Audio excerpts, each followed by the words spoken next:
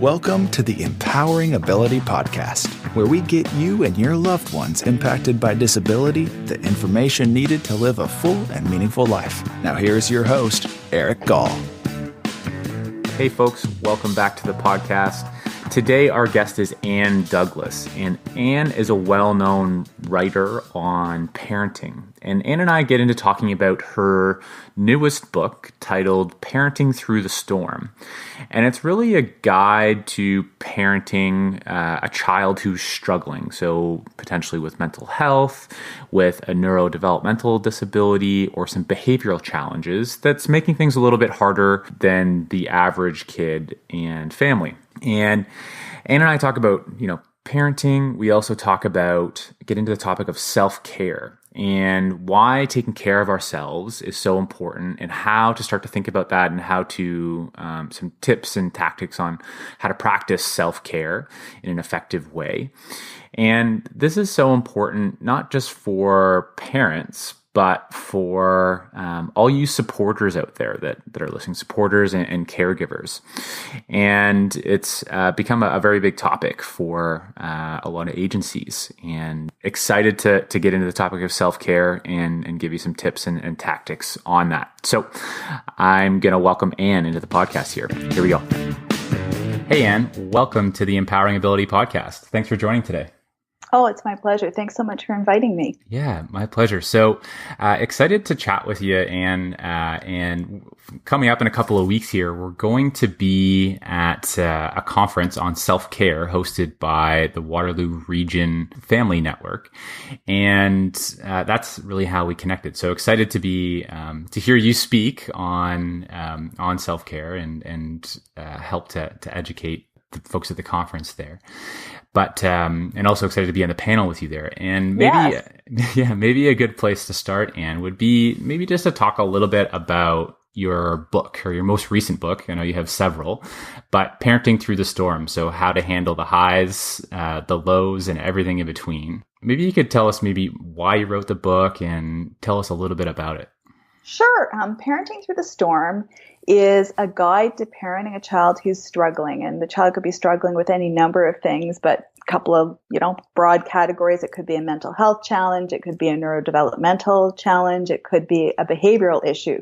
But something is making life harder than average for that kid, and therefore their family as well is having probably a harder than average time. And the reason I wrote this book is because when they were younger, all four of my kids had some kind of struggle. Some had multiple issues, some had, one issue. And I remember feeling at the time that, I must be doing it wrong because, parenting is so hard and so on. And I desperately needed to know that things could get better. And I'm happy to say that things are so much better for each of my children. They're all doing extremely well in their own way. And I guess the message I really wanted to get out to families is that parents are resilient, children are resilient, families are resilient, and that it's possible to go through all these storms together and to come out stronger and more connected on the other side. Yeah, that's powerful. What struck me there is the thought, I must be doing it wrong.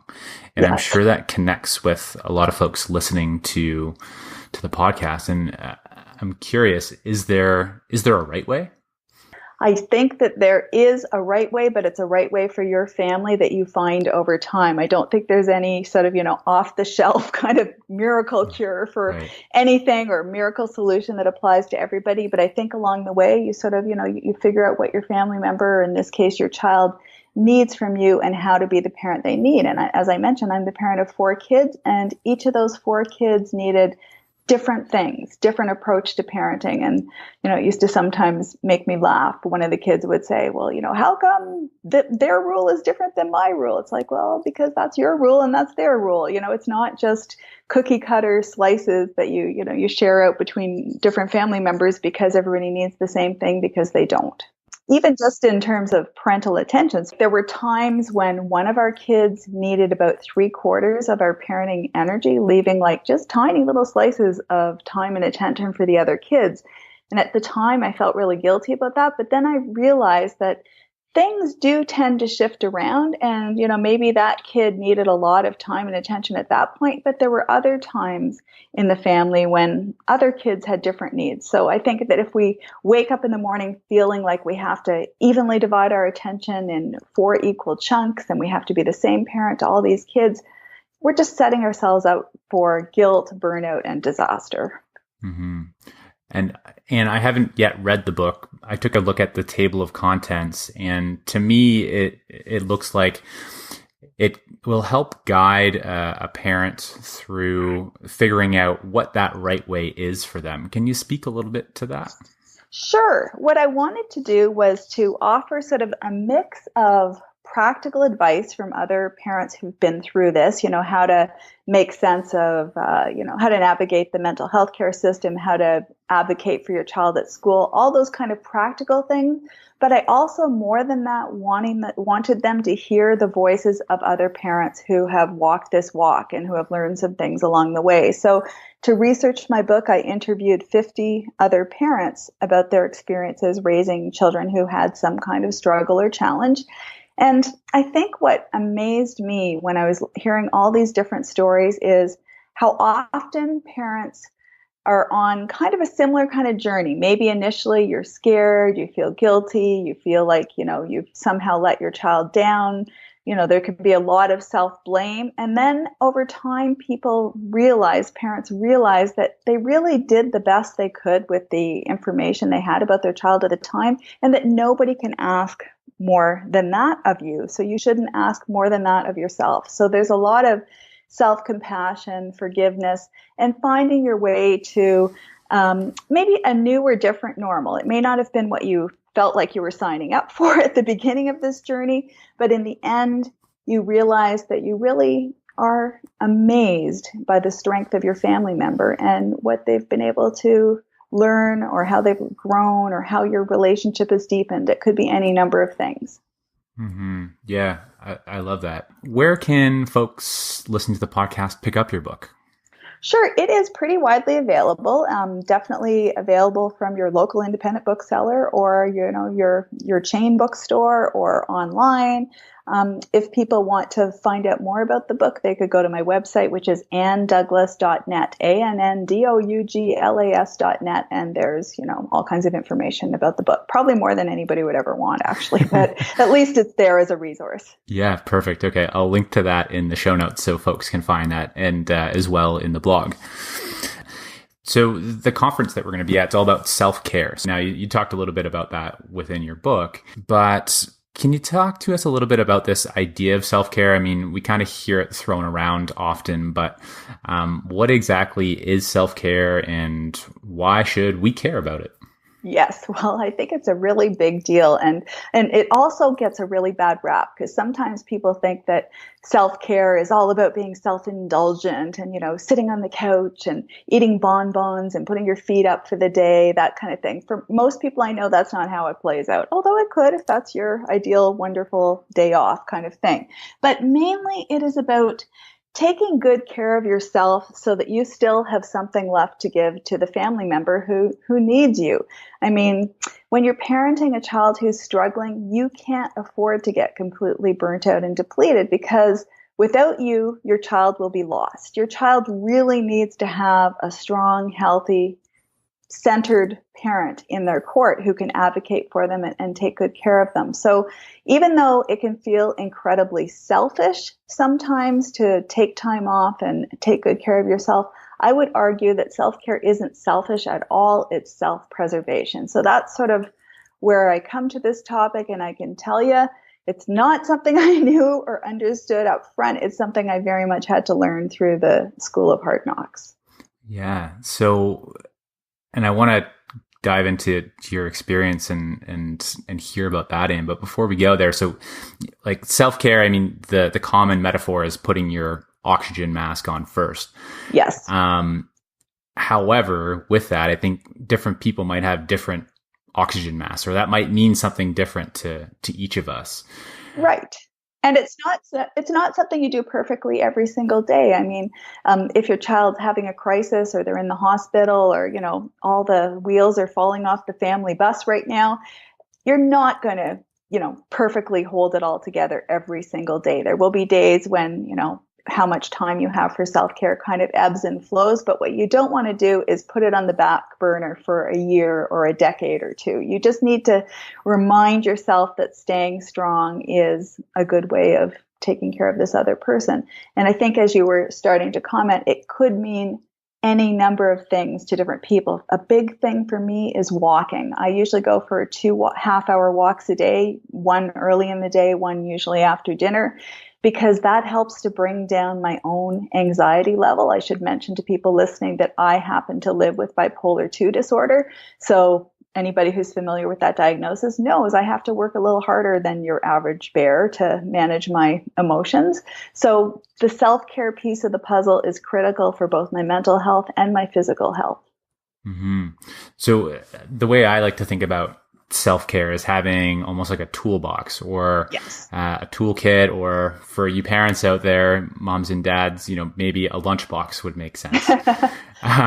So what are some of the things that you would recommend that, we could have in our lunchboxes, or maybe they're already there and we don't realize that we have them?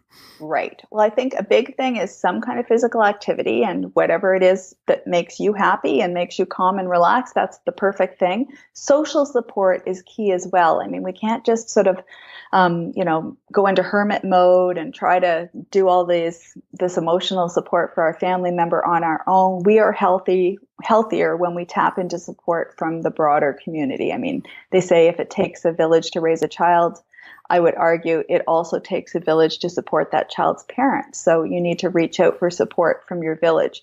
And then for a lot of people, it is finding some kind of creative outlet or hobby that takes their focus away from their worries about their family member to that activity. There's actually a whole new body of research about what kind of rest gives you a mental vacation. And contrary to what a lot of people think that the perfect thing is just to zone out on the couch and watch videos or something.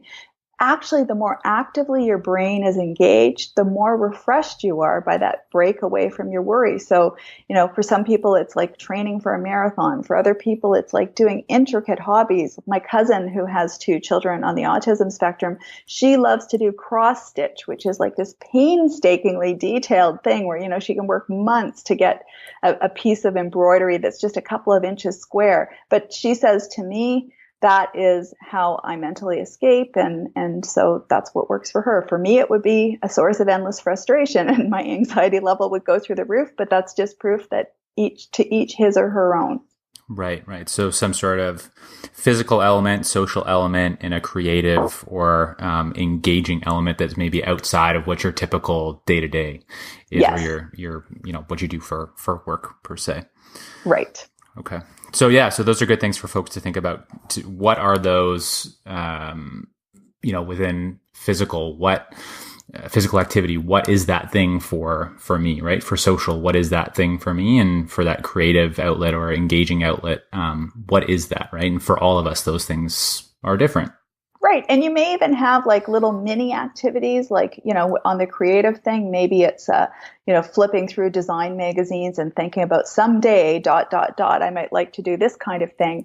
Whereas, when you have more time, maybe you'll go to a workshop for a day or something. But just to know that you can take bite-sized pieces of that task, even if today you can't, go whole hog because life won't let you. Yeah. So that interesting. So life won't let you, right? So when I look at my family and the experience that my parents had, as my sister and I were growing up. Again, my sister has a developmental disability. For folks that might be new to the podcast, for them, life was busy, right? It was, finish this thing, on to the next thing, on to the next thing, on to the next thing. Always something going on, and a lot of things revolving around my sister and her care. So for parents and folks listening to this podcast, even parents or myself, where I don't have any kids, it's how do you make the time for this, right? And so all these things sound great, but do you have any suggestions on how to actually make self-care a priority? I think a big thing is to let other people support you so that you can take care of yourself. So if somebody offers to come over and, like I give this advice to new moms all the time too, but if somebody offers to come over and make you a meal and do your laundry and stuff, don't just say to yourself, great, now I will fill that time with 10,000 other obligations. Take at least a slice of that time to do something kind for yourself. And don't be afraid to reach out to other people for support. Sometimes people say they feel so guilty asking for help, but think about how great it feels if you're the person who's able to help somebody else. It's not like imposing on that person by asking for help. You're actually giving them the opportunity to feel valued and to know that they made a difference for you. So lose the guilt about that, and lose the guilt about the fact that some days you're going to fail at self-care, because everybody on the planet has days like that. That's real life. Right. That makes so much sense. Right. And when I do something nice for somebody, it makes me feel good. Right. Yes. So you're giving that person that opportunity to have that feeling. So I totally agree with you there. One of the practices that I do for myself is I block out, I don't have any kids, and my lifestyle might be a little bit different, but I block out time in my calendar every single day and make that about self-care. So I block out the first 2 hours of my day, and those first 2 hours I'm breaking a sweat, I'm meditating, and I'm reading or I'm learning something. And that's kind of my way of keeping my energy tank full. Right. And I love the way that you sort of block off the time, because life has a habit of just spilling over and taking over every minute of your day if you aren't deliberate about it. I mean, sometimes at the end of the day, you can look back and think, gosh, my phone notification thing is telling me I spent 4 hours on my phone. What? If you could sort of seize back a little chunks of that time or whatever, then I think part of what works so well with what you were just talking about the structure of blocking off time is it becomes more of a habit. And I went from being somebody who was completely sedentary to somebody who rarely has a day when I don't take at least one walk, more often than not 2 in the course of a day. And it feels weird if I don't have that walk. In fact, by the end of the day, I feel really restless and kind of grumpy. Right. Yeah. So creating the space, creating the time, looking at where, like you mentioned, maybe where you're wasting the time. Are you wasting it on your phone or watching TV, or, kind of reflecting on where that wasted time goes and how can you reallocate it? Something I learned along the way, Eric, is that the days when I least feel like going for a walk, the days when I could easily talk myself into, oh no, there's precipitation outside, I can't possibly step outside my door. Those are the days I desperately need to force myself out the door. And it never happens that, 20 minutes into my walk, I say, sheesh, really wish I hadn't taken this stupid walk. No, it's always like, I am so glad I took this walk, because at about the 20 or 30 minute mark, something kicks in and I just feel so much better. So I would just say, don't be seduced into thinking that just zoning out is going to give you the refreshment or the mental break that you really need. Just do something different. Right. Yeah. I mean, you're not going to die from getting a little wet, right? So no, we are not like the Wicked Witch of the West in The Wizard of Oz. We will not melt. Yeah, exactly.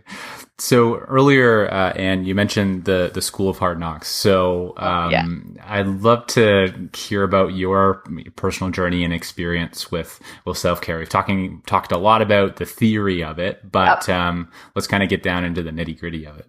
Sure. Yeah. I speak pretty openly about this because I got really burnt out and depleted. And I always feel like I can sort of be like a cautionary tale for other people who maybe feel themselves on that downward spiral, downward slope, and they aren't sure how much it matters if they put on the brakes. I would just say it matters. Back when things were at their worst with my kids, I was really, really exhausted. And so I got into this really bad habit of relying too much on caffeine. And by that, I mean, I would start my day by going to a local coffee shop and loading up on a couple of monster-sized coffees, taking them with me to the office, eating those or drinking those, eating a lot of, simple carbohydrates that gave me the instant energy blast, but then that very quickly, crashed into nothingness, taking my energy level with it. And I would do this sort of cycle all day of topping up the caffeine until it got to be dinner time. And then I would notice that I was kind of wired for sound. I was kind of talking at twice the pace of other people, and that maybe it was time to start trying to wind down. Mm-hmm. So then I would have a couple of glasses of wine, which was not a healthy thing to do at all. And I would find that I would fall asleep, but I didn't stay asleep. So I'd wake up at 2 a.m, wide awake with my worry list tattooed on the inside of my eyeballs. And then I'd eventually get back to sleep only for it to be time to get up with the kids and start another day. So I can tell you, if you repeat this pattern, you go through this cycle often enough, you will gain over 100 pounds, as I did, and then you'll have to work really hard to lose the extra weight, as I also did. So I would just say, cut to the chase and put the brakes on self-destructive, self-depleting behavior when you see yourself in that cycle. And it can just be a matter of, switching up a couple of things. For me, it was keeping a food diary, starting to walk, reaching out for support, saying to other people I loved and trusted, you know what? I can't handle this on my own. I need your support and encouragement to turn the situation around. And people were amazing. Wow. And as you tell your story, I'm sure that resonates with a lot of people listening. Like, there's so many of us in these habits of being really reliant on caffeine to have any energy, or, to have those 1 or 2 or 3 or whatever number of glasses of wine at the end of the night to wind down. Yeah. Right. It's almost, I'd almost say it's almost become a cultural thing that we do those things. Yes. Yeah. Really important, I think, to look at that. And, even just the marketing messages that tell you that you can't relax without having a drink in your hand. Well, think about, the long-term depletion of yourself if that becomes your daily normal. Wow. That's a powerful story. So thank you for sharing that, Anne. It was my pleasure. Yeah. So, Anne, one of your, real areas of expertise is around parenting. So as for those parents out there that feel that maybe they're just, really struggling with their self-care, and maybe that blows up into feeling like they're not, doing the right thing with their parenting or with their kids, and it, manifests in some sort of situation. What are some ways that parents can deal with those types of situations where, they're really struggling with their child?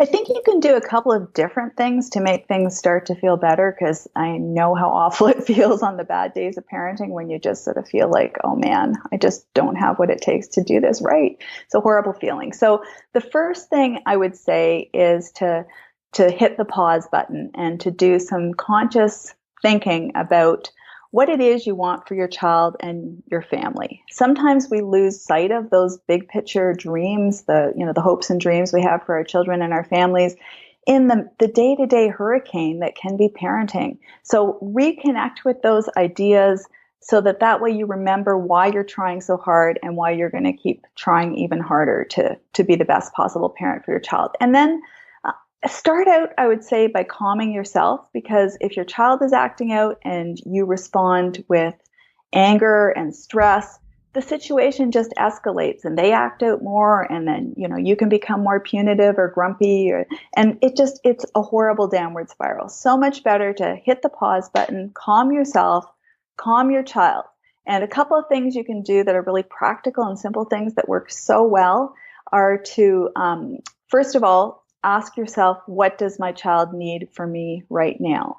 As opposed to sort of fixating on your emotions and how frustrated you feel. Maybe there's some practical need that you can just address, and then the problem is solved.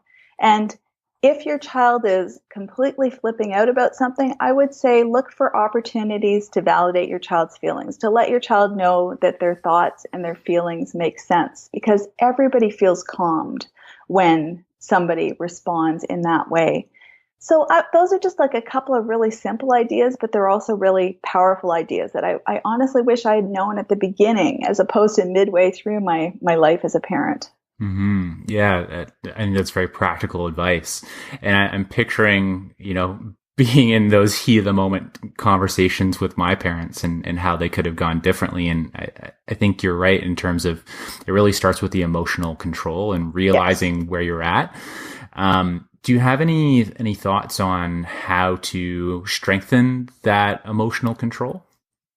I think just to have that connection so that way your child knows that they can come to you anytime, you'll always be in their court. So that real unconditional love, as opposed to feeling like, if I act up in this way, they aren't going to love me anymore, because nobody wants to be feeling those kind of emotions. And I think as parents, it's also about taking breaks from time to time, because you can't do this job 24/7 in full intensity. And if you're dealing with any kind of child with a struggle, it is in, technicolor intensity.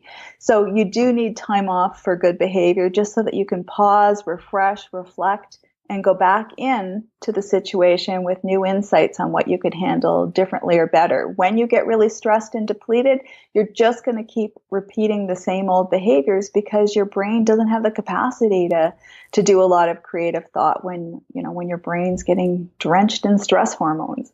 Right. And as a parent in those kind of heat of the moment situations, sometimes it make sense to just step away for a couple minutes and then come back to it? Yeah, as long as your child is safe. And, I think we can have different ways of dealing with that. If you have somebody who can be backup right with you, just say to the other person, I need a break right now, or call a friend, text a friend, say, could you come over for 15 minutes? I just need to, have a little break. And most people are only too happy to help if they're around and they can. So not to be afraid to reach out for that kind of support, and not to feel like you're doing it wrong if you ask for help. I mean, we all know on an intellectual level, at least, that reaching out for help is not a sign of weakness. It's actually a sign of strength. Sometimes it's just a little harder in real life to push ourselves to make that call. Right. And to just be willing to ask, right, is a big piece of it. So yeah. It is. Yeah. So, I mean, you've given a ton of valuable tips and insights and knowledge to our listeners today on self-care and parenting. And we'll, again, share a link so that people can pick up the book if they're interested. And how can folks learn more about you and get in contact with you? Best way is via the Parenting Through the Storm website, which is annedouglas.net, or I'm obsessed with Twitter. So if you love Twitter too, you can always find me, not always, but far too often, you can find me hanging out on Twitter, having conversations about parenting and mental health. And on Twitter, I'm just Anne Douglas, ANNDOUGLAS. Okay. Perfect. So check Anne out on Twitter or on our website. And again, we'll link to all those things in the show notes and in the blog. So Anne, thanks so much for joining us today. It was really a pleasure to have you on the show.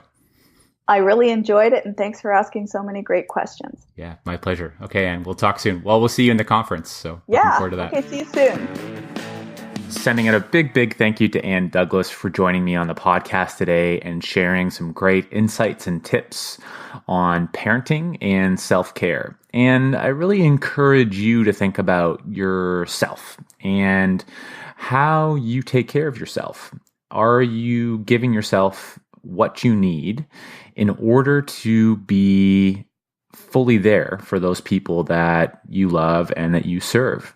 That could be, again, it could be your kids, it could be a sibling, it could be your grandkids, or it could be your colleagues or clients.